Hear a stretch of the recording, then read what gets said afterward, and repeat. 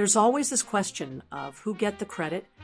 In the Army, it's a lot easier to find out who get the blame than it is to answer this one.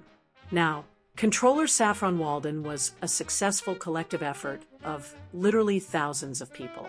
It took about 125 enlisted men and 40 officers to run the ops room itself, plus about 310 more people at the fixer and radio stations, plus 40 in the teletype and telephone rooms, plus 20 in weather, plus 40 in ops and intelligence, 15 to run the relay airplanes, etc., etc., etc.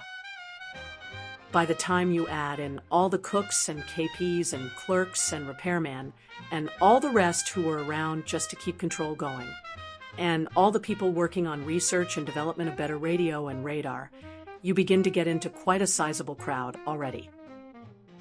Then you have to add in all the RAF people who ran the air defense of England, all the while keeping the Jerrys away and turning the Americans loose to specialize in the offense. And the RAF Observer Corps and radar system, which furnished the plots of our aircraft in and out of England with faithful accuracy and reliability. And the RAF controllers who were always alert to help reinforce our missions with some extra squadrons or spits when called upon. And the GPO people who kept telephones working both in and from the ops room. And so on. Most of these people shall be nameless here, only because there are too many for the space we have available. The only ones we will talk about are Ray Larrabee, Bill Trippett, Carl Stallman, Morris Durham, Ott Hannell, Arvold Miller, Payson Moreland, Fran Campbell, Al Ronstadt, and Patty Hides. These are their citations. Major Ray Larrabee, because it was his happy and busy task to bring the ops room to its fullest peak of capacity and efficiency during the period he was Wing's senior controller, November 1st, 1943 to the end of operations. His wants the idea for briefing the controllers on the missions.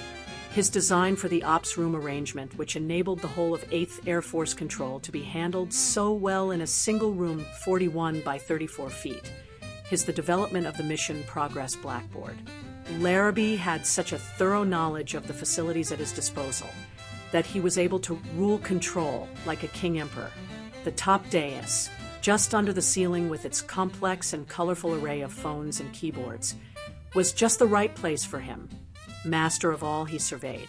American control in England can be truly said to bear the hallmark of the House of Larrabee of Trenton, New Jersey. Captain William A. Trippett, later Lieutenant Colonel, broke the ground for Control's later achievements as senior controller from the arrival of the wing through October 1943. He helped train Larrabee for the job by bringing him on as his first deputy. Trippett also had a keen grasp of control problems and knowledge of communications, and very important in the early days at Saffron, away with the British.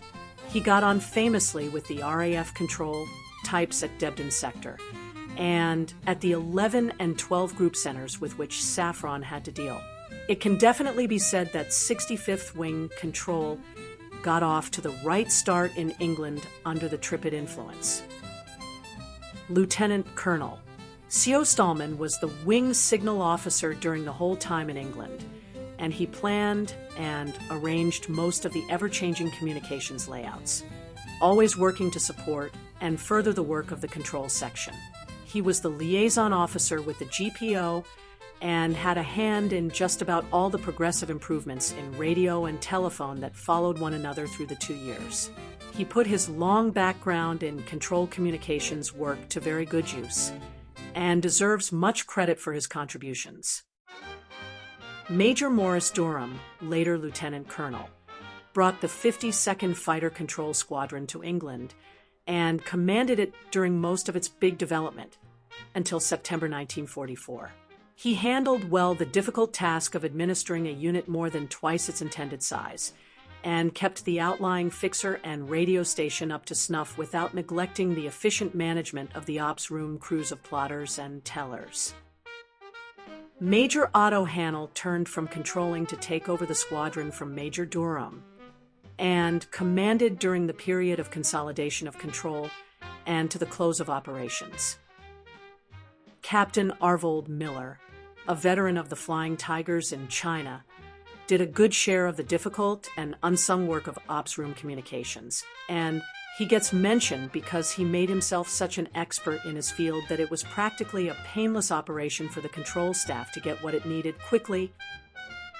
Later Captain Payson Moreland and Lieutenant Francis Campbell were the two controllers who took Detachments X of the 65th Fighter Wing to Belgium to work in a control center at 9 TAC during October and November 1944.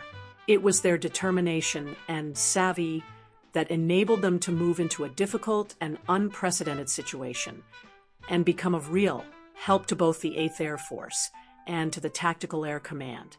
They were completely on their own with what amounted to blanket orders to go find a place and see if you can't do some good. And they sure did good, a lot of it. Major Al Ronstadt is mentioned as Safran's alumnus who has gone the farthest, he having captained the crew of the MEW control unit, first at Greyfriars and later at Nut House, under his direction. And with the help of the other wing alumni on his staff, the coordination of control so essential to success was effortlessly achieved. Squadron leader Petty Hides was Control's constant friend and advisor. His work has already been described in Chapter 3C. He was at Debden Sector as RAF Senior Controller when the Americans arrived, and he remained with the wing as liaison officer to see the thing through, tutor and wise counselor. His good influence has made himself felt in all phases of control in the 8th throughout all of 2 years. Now, there are a lot of other people who are disappointed at not seeing their names mentioned. May say impossible, absolutement. This is the end of the line. On the next page, however, is a list of chief and channel controllers with the periods they served as Safran. The group controllers are listed by name only,